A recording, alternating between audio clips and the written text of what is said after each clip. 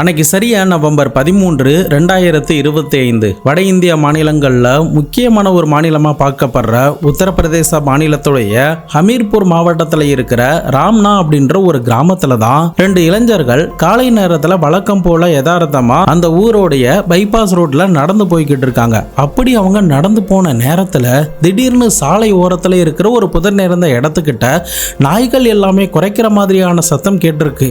அந்த நாய்கள் எல்லாமே பெரி பிடிச்ச மாதிரி மிருகத்தனமா தன்னுடைய இரையை எப்படி வேட்டையாடுனா மூர்க்கமா இருக்குமோ அந்த மாதிரி மூர்க்கமா பயங்கர சத்தத்தோட அங்க நாய்கள் சத்தம் போட்டுக்கிட்டு இருக்கிறத இந்த இளைஞர்கள் பார்த்திருக்காங்க. இதை பார்த்ததும் சந்தேகமடைந்த அந்த இளைஞர்கள் உடனடியா சாலையில இருந்து இறங்கி அந்த நாய் எந்த இடத்துல கத்துதோ அந்த புதர் நிறைந்த இடத்துக்கிட்ட போறாங்க.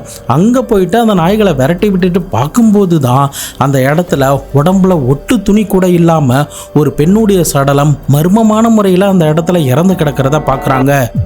இதை பார்த்து மிரண்டு போன அந்த ரெண்டு இளைஞர்களும் வேக வேகமாக வெளியில் ஓடி வந்து அங்கே இருக்கிற மற்ற கிராமவாசிகள் கிட்ட இதை பற்றி சொல்கிறாங்க. அவங்களுமே சம்பவ இடத்துக்கு வந்து பார்க்கும்போது எந்த இடத்துல சடலம் கிடந்துச்சோ அந்த இடத்துல இருந்து ஒரு 20 மீட்டர் டிஸ்டன்ஸ் வரைக்குமே ரத்தம் எல்லாமே அங்கே இருக்கிற மண்களில் சிந்தன நிலையில் ஒரு கொடூர காட்சியை தான் அந்த கிரைம் சீன் இவங்களுக்கு கொடுத்துருக்கு.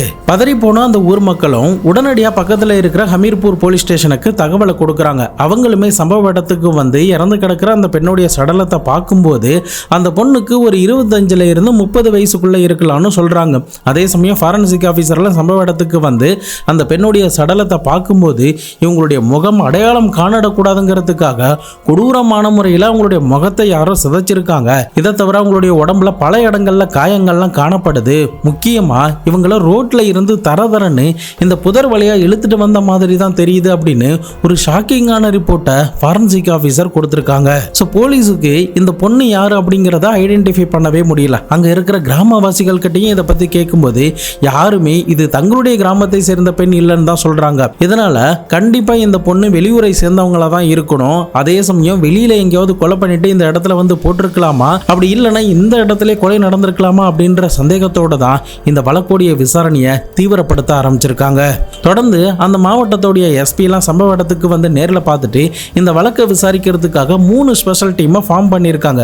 இந்த ஸ்பெஷல் டீம் இந்த வழக்குக்குள்ள வந்ததுக்கு பிறகு சுத்துவட்டார் முழுக்க ஏதாவது மிஸ்ஸிங் கம்ப்ளைண்ட் பதிவாயிருக்கா அப்படின்னு சொல்லிட்டு எல்லா போலீஸ் ஸ்டேஷன்லையுமே செக் பண்ணி பார்க்கும்போது நவம்பர் 13ஆம் தேதியா இருக்கட்டும், அதுக்கு முதல் நாள் நவம்பர் 12ஆம் தேதியா இருக்கட்டும், எந்த ஒரு மிஸ்ஸிங் கேஸும் 25 இருந்து 30 வயசுக்குள்ள இருக்கிற பெண்கள் காணாம போன மாதிரியான மிஸ்ஸிங் கேஸ் எதுவுமே பதிவு செய்யப்படலங்கிறது தெரிய வருது. கிரைம் சீன்ல இருந்தும் ஒரே ஒரு ஜீன்ஸ் பேண்ட் மட்டும்தான் கிடைச்சதே தவிர மற்றபடி அந்த இடத்துல இருந்து எந்த ஒரு தடயமும் கிடைக்கவே இல்லை. தொடர்ந்து அங்க இருக்கிற சாயில் சாம்பிள்ஸ் எல்லாத்தையுமே எடுத்துக்கிறாங்க. அங்க சிந்தி இருக்கிற ரத்த கரைகளை சேகரிச்சிருக்காங்க. அதுக்கப்புறம் அந்த பெண்ணுடைய சடலத்தை மீட்டு பிரேத பரிசோதனைக்காக பக்கத்துல இருக்கிற ஹாஸ்பிட்டலுக்கும் அனுப்பி வைக்கிறாங்க. தொடர்ந்து இந்த ப்ராசஸ் எல்லாமே அந்த சடலத்தை பார்த்த நாளான நவம்பர் 13 முழுக்க நடக்க ஆரம்பிச்சது. அதுக்கப்புறம் தான் அடுத்த நாள் வகையில நவம்பர் 14ஆம் தேதி அந்த கிரைம் சீன்ல இருந்து ஒரு 40-45 கிலோமீட்டர் தள்ளி இருக்கிற மகோபா மாவட்டத்தில் இருக்கிற மக்கர்பாய் என்ற கிராமத்துல இருந்து பக்கத்துல இருக்கிற போலீஸ் ஸ்டேஷன்ல போயிட்டு ராஜேஷ் மற்றும் சதீஷ் என்ற 2 பேரு தன்னுடைய சகோதரியை காணோம் அப்படின்னு ஒரு மிஸ்ஸிங் கம்ப்ளைண்ட்டை பதிவு பண்றாங்க. அவங்களுடைய ரிப்போர்ட்டை படிச்சு பார்க்கும்போது இந்த சடலம் மீட்டெடுக்கப்படுவதற்கு முதல் நாள் வகையில நவம்பர் 12ஆம் தேதி இவங்க அப்பாவுக்கு திடீர்னு உடல்நிலை சரியில்லாத காரணத்தினால அவங்க அப்பாவை அழைச்சிக்கிட்டு கான்பூர்ல இருக்கிற ஹாஸ்பிட்டலுக்கு போயிட்டதாகவும் அந்த நேரத்தில் இவங்களுடைய தங்கை மட்டும் தனியா வீட்டில் இருந்ததாகவும் திரும்பி வந்து பார்க்கும்போது தங்கை இல்லை, அவங்களுடைய சொந்தக்காரங்களுடைய வீட்டுக்கு அவங்களுடைய ஃப்ரெண்ட்ஸோடைய வீட்டுக்கெல்லாம் கால் பண்ணி பார்த்ததுல எங்கேயுமே இந்த பொண்ணு போகலங்கிறது தெரிய வந்ததுக்கு பிறகு பல இடங்கள்லையுமே இவங்க தேடி முடிச்சதுக்கு பிறகுதான் இந்த போலீஸ் ஸ்டேஷன்லேயே வந்து கம்ப்ளைண்ட் கொடுக்குறோம் அப்படின்ற மாதிரி தங்களுடைய ஸ்டேட்மெண்ட்டை அந்த மாவட்டத்தில் இருக்கிற போலீஸ் ஸ்டேஷன்ல இந்த 2 பேரும் கொடுத்துருக்காங்க. இதை கேள்விப்பட்ட ஹமீர்பூர் போலீஸ் அதிகாரிகள் ஒருவேளை இவங்களுடைய பொண்ணு தான் அந்த தங்கையா இருக்குமோ அப்படின்னு சொல்லிட்டு எந்த ஸ்டேஷன்ல கம்ப்ளைண்ட் கொடுத்தாங்களோ அந்த ஸ்டேஷனுடைய எஸ்ஐனா அங்கித் யாதவுக்கு இந்த தகவலை கொடுத்து அந்த சகோதரர்கள் 2 பேருமே நேரில் வந்து அடையாளம் காண சொல்றாங்க. அப்படி இவர்கள் 2 பேரும் மார்ச்சுரிக்கு வந்து அடையாளம் காணும் போதுதான் அது வேற யாரும் இல்லை, இவங்களுடைய 30 வயது சகோதரியான கிரண் சிங் தான் அங்க மர்மமான முறையில் கொடூரமான பொசிஷன்ல இறந்து கிடக்கிறத பார்க்குறாங்க. வீட்டில் தனியாக இருந்த அந்த கிரண் சிங்க்கு என்னதான் நடந்துச்சு, அவங்கள இந்த அளவுக்கு கொடூரமான முறையில் யாரு தான் கொலை பண்ணிட்டு வந்து போட்டிருப்பா, போலீஸ் அதிகாரிகள் இதை கண்டுபிடிச்சாங்களா இல்லையா? கடந்த 2 வாரத்துக்கு முன்னாடி உத்தரப்பிரதேச மாநிலத்தில் ரொம்பவே பரபரப்பா பேசப்பட்ட ஒரு கொடூரமான சம்பவத்தை பத்தி தான் இன்னைக்கான வீடியோல பார்க்க போறோம். வீடியோவை எங்கேயுமே ஸ்கிப் பண்ணாம தொடர்ந்து பாருங்க. நான் உங்கள் Babu Shankar. Welcome to Babu Shankar files.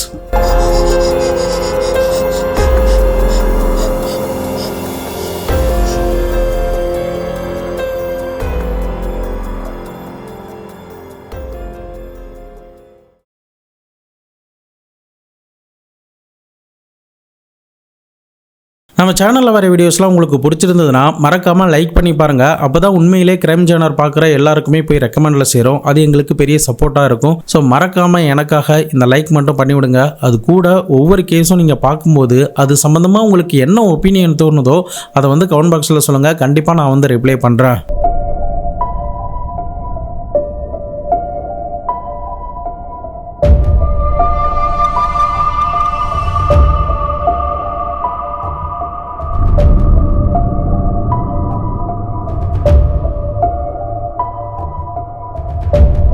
முதற்கட்டமாக போலீஸ் அதிகாரிகள் அந்த கிரைம் நடந்தது ஒரு வில்லேஜ் ஏரியாங்கிறதுனால சுற்று வட்டாரம் முழுக்க எந்த ஒரு சிசிடிவியுமே இல்லை. இதனால் அந்த சுற்று வட்டாரத்தில் இருந்து மெயின் பிளேசஸாக என்னென்ன இருக்கோ அப்படிங்கிறத செக் பண்ணி பார்க்குறாங்க.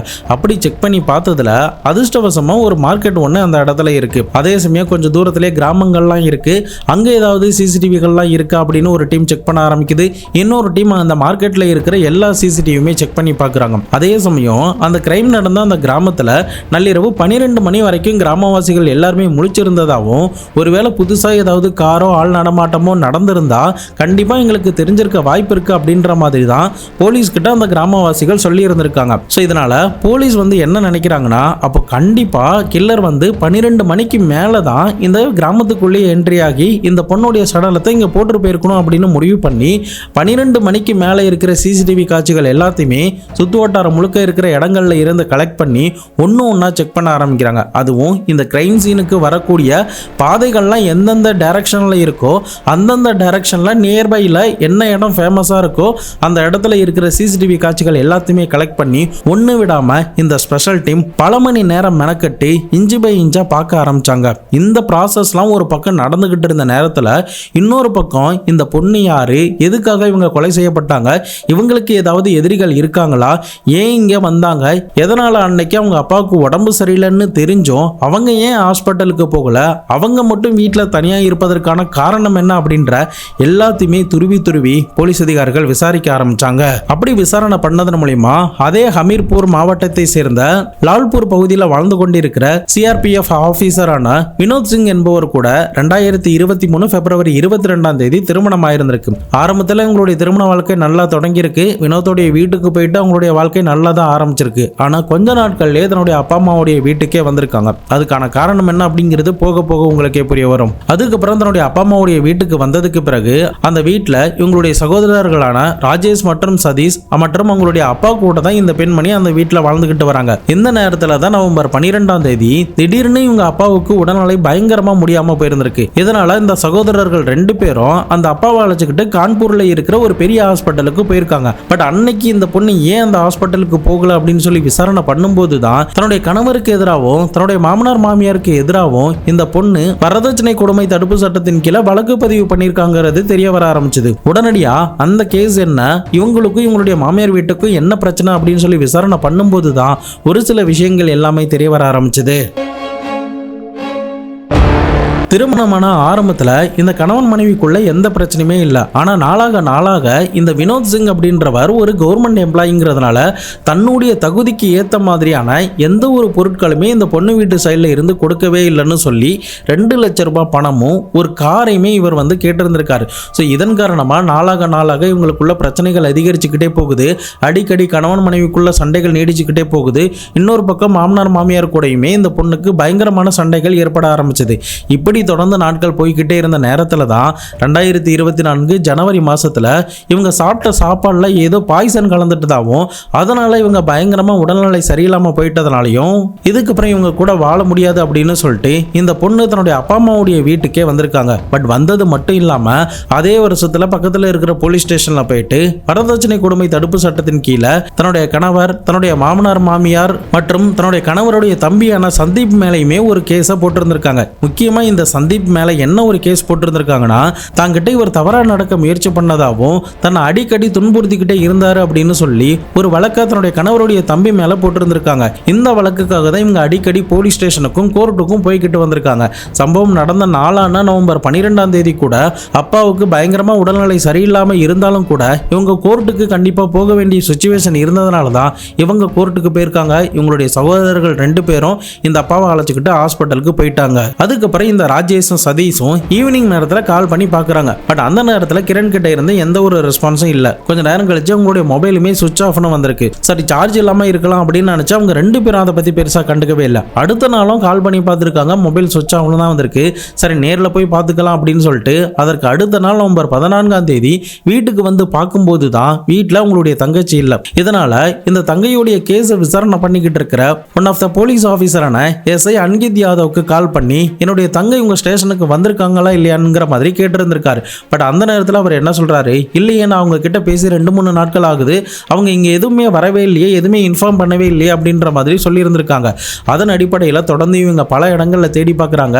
எங்கேயுமே கிடைக்காததுனால மறுபடியுமே அந்த வரதட்சணை கேஸை விசாரணை பண்ணிக்கிட்டு இருக்காருல ஒரு எஸ்ஐ, அந்த எஸ்ஐ கிட்டேயே இந்த மாதிரி தன்னுடைய தங்கச்சியை காணும், எங்க போனானே தெரியல அப்படின்ற மாதிரி சொல்றாங்க. அப்போதான் அந்த எஸ்ஐ என்ன சொல்றாரு, எங்களுக்கு இப்பதான் ரீசெண்டா ஒரு சர்க்குலர் ஒன்று வந்திருக்கு. நவம்பர் 13ஆம் தேதி 45 கிலோமீட்டர் தள்ளி இருக்கிற ஹமீர்பூர் மாவட்டத்தில் உள்ள ஒரு கிராமத்தில் ஒரு அடையாளம் தெரியாத பெண்ணுடைய சடலத்தை மீட்டெடுத்திருக்காங்க. நீங்க போய் என்னன்னு அதை போய் பாருங்க, ஒருவேளை உங்களுடைய தங்கையா கூட இருக்கலாம் அப்படின்ற மாதிரி சொல்லி இருந்திருக்காரு. ஸோ அதன் அடிப்படையில் பதறி அடிச்சு போய் இந்த அண்ணன் தம்பி 2 பேரும் போய் பார்க்கும்போது தான் அது இவங்களுடைய தங்கையான கிரண் அப்படிங்கிறது தெரிய வந்துச்சு.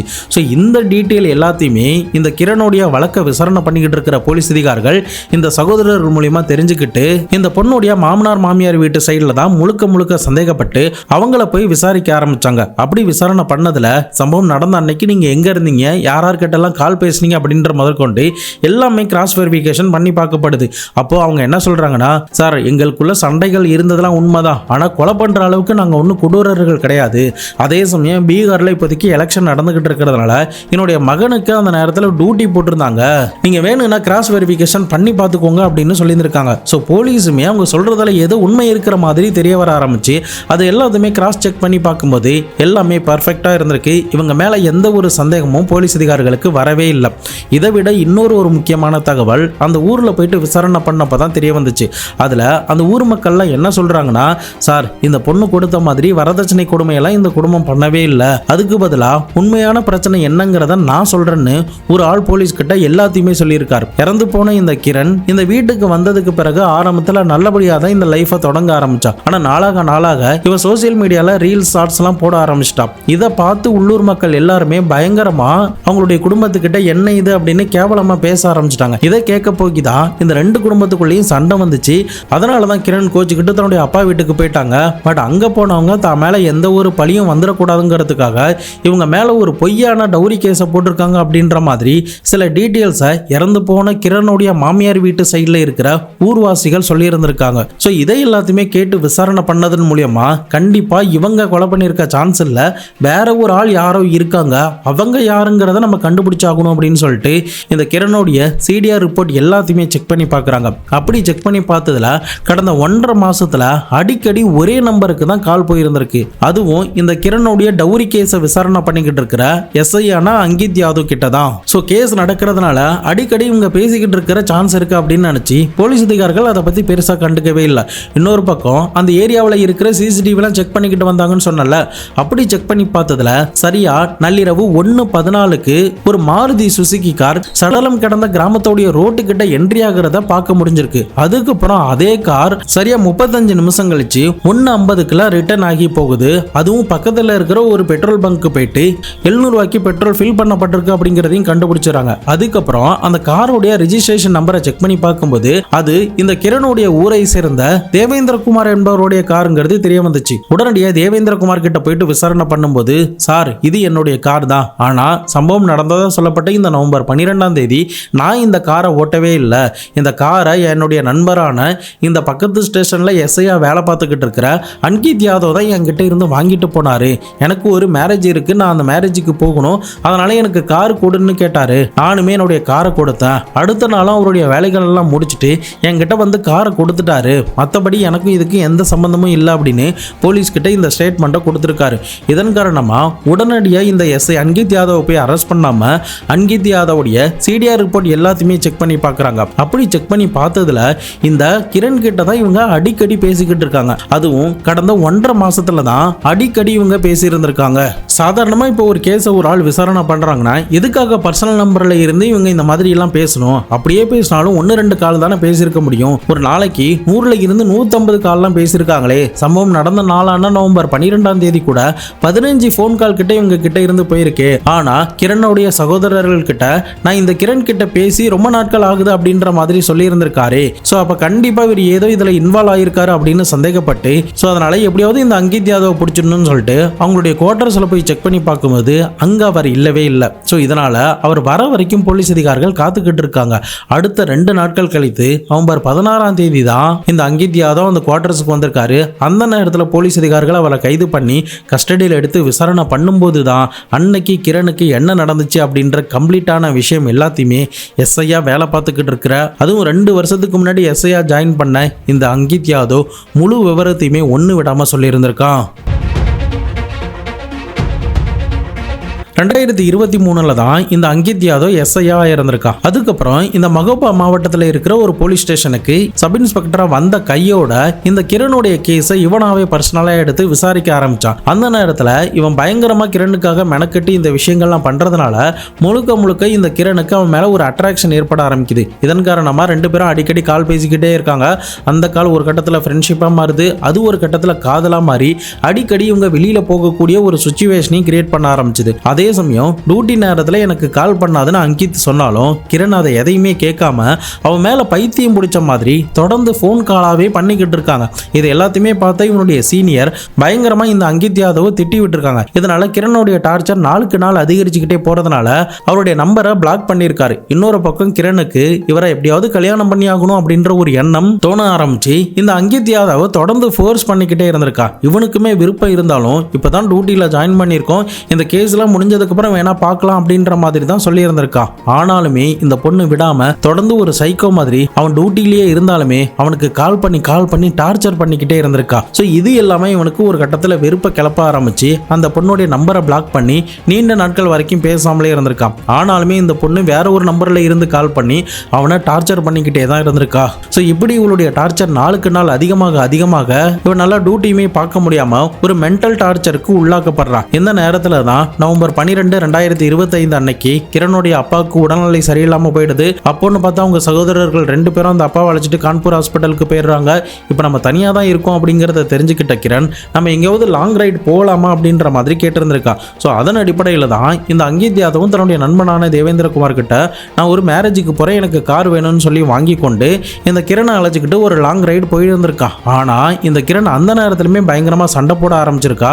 என்னை மேரேஜ் பண்ணிக்கோ அப்படின்ற மாதிரி ஃபோர்ஸ் பண்ணிக்கிட்டே இருந்திருக்கா. டியூட்டி டைம்ல ஏன் கால் எடுக்காம பிளாக் பண்ணி வச்சிருந்தா அப்படின்ற மாதிரி மறுபடியுமே சண்டைகள் வெடிக்க ஆரம்பிச்சதும் ஒரு கட்டத்தில் ஒரு பயங்கரமான ஆத்திரமே இவனுக்கு வர ஆரம்பிச்சது. இதனால அந்த கிரைம் நடக்க போற கிராமத்துக்கிட்ட இவங்க வந்தபோது காரை ஒரு ரோட்டோரமா நிறுத்தி எனக்கு யூரின் வருது அப்படின்னு சொல்லி இவன் போயிருந்திருக்கான். இன்னொரு பக்கம் அந்த பொண்ணுமே காரில் இருந்து இறங்கி வாட்டர் பாட்டில ஃபேஸ் வாஷ் பண்ணிக்கிட்டு இருக்காங்க.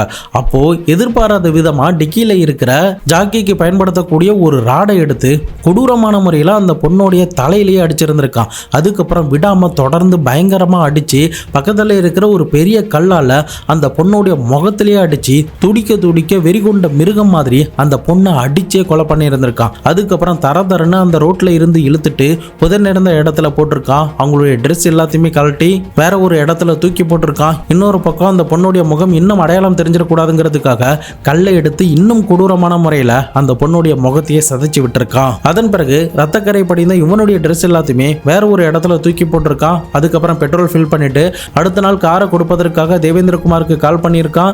அதன் பிறகு காரை ஒப்படைச்சிட்டு இவன் எதுவுமே தெரியாத மாதிரி டியூட்டிக்கு போயிருக்கான். இந்த நேரத்தில் தான் இந்த கிரணுடைய சகோதரர்கள் மறுபடியும் கால் பண்றாங்க. பட் அந்த நேரத்தில் தன்னை எங்க கண்டுபிடிக்க போறாங்கன்னு சொல்லிட்டு எனக்கு எதுவுமே தெரியாது அப்படின்ற மாதிரி சமாளிச்சிருக்கான். பட் போலீஸ் எப்படியுமே தன்னை நெருங்கி வந்துருவாங்க அப்படிங்கிறது தெரிஞ்சதுமே இவன் மொபைலை சுவிட்ச் ஆஃப் பண்ணிட்டு எஸ்கேப் ஆகலான்னு பிளான் பண்ணியிருக்கான். ஆனா இவனுடைய திங்ஸ் எல்லாமே இவனுடைய குவார்டர்ஸ்ல இருந்ததுனால நவம்பர் 16ஆம் தேதி எடுப்பதற்காக வந்திருக்கான். அந்த நேரத்தில் தான் போலீஸ் அதிகாரிகள் அவனை கைது பண்ணியிருக்காங்க. ஸோ இதை எல்லாத்தையுமே இவன்கிட்ட இருந்து மொத்தமாக போலீஸ் அதிகாரிகள் கேட்டதுக்கு பிறகு இவனுக்கு எதிராக இருக்கிற ஆதாரங்கள் எல்லாத்தையுமே திரட்டி தற்போதைக்கு ஜெயிலில் அடைச்சிருக்காங்க. இவனுக்கு என்ன தண்டனை கிடைக்க போகுது அப்படிங்கிறத பொறுத்து இருந்து நம்ம பார்க்கலாம். இந்த அங்கித் யாதவ் தன்னுடைய வேலையில வழி தவறாம ஸ்ட்ரைட்டா அவனுடைய வேலையை நேர்மையா பார்த்திருந்தானா கண்டிப்பா இந்த மாதிரி சிக்கிரிக்கவே மாட்டான். தேவையில்லாத பிரச்சனைக்குள்ள விழுந்து தன்னுடைய வேலையுமே தற்போதைக்கு இழந்து ஜெயில கம்பி எண்ணிக்கிட்டும் இருக்க மாட்டான். ஆனா அவன் எடுத்த அந்த தவறான முடிவு எப்பேற்பட்ட நிலைமையில நிப்பாட்டி இருக்குன்னு பாருங்க. இந்த கிரணுமே அவனுடைய வேலையை அவன் சின்சியரா பார்த்துக்கிட்டு இருந்த நேரத்துல அதை பார்த்து நீயே தேவையில்லாம இம்ப்ரெஸ் ஆகி அவன் மேல ஆசைப்பட்டு அவனையுமே ஃபோர்ஸ் பண்ணி அவனுடைய லைஃபையுமே கெடுத்து அவனை ட்ரிகர் பண்ணி கடைசியில அவன் கையாலேயே சாவர ஒரு நிலைமையை நீயே ஏற்படுத்திக்கிட்ட. இந்த மாதிரியான சிச்சுவேஷன் திருமணம் முடிஞ்சதுக்கு பிறகு கண்டிப்பா யாருக்கு வேணாலும் வரலாம். ஸோ அந்த நேரத்தில் இந்த மாதிரி நீங்க தவறான முடிவுகள் எடுக்காம இந்த மாதிரி புதகுலியில போய் சிக்காம இருக்கணுங்கிறதுக்காக தான் இந்த ஒரு பதிவு. இந்த கிரணுடைய வழக்குல யார் மேல தப்புன்னு உங்களுக்கு என்ன தோணுதோ அதை மறக்காம கமெண்ட் பாக்ஸ்ல சொல்லுங்க. இதை பத்தி உங்களுடைய நண்பர்களும் தெரிஞ்சுக்கணும்னு நினைச்சீங்கன்னா அவங்களுக்கும் ஷேர் பண்ணி விடுங்க. நாளை மறுநாள் வேற ஒரு கிரைம் கேஸோட வேற ஒரு வீடியோல உங்களை சந்திக்கிறேன். அது வரைக்கும் உங்களிடமிருந்து விடைபெறுவது உங்கள் பாபு சங்கர்.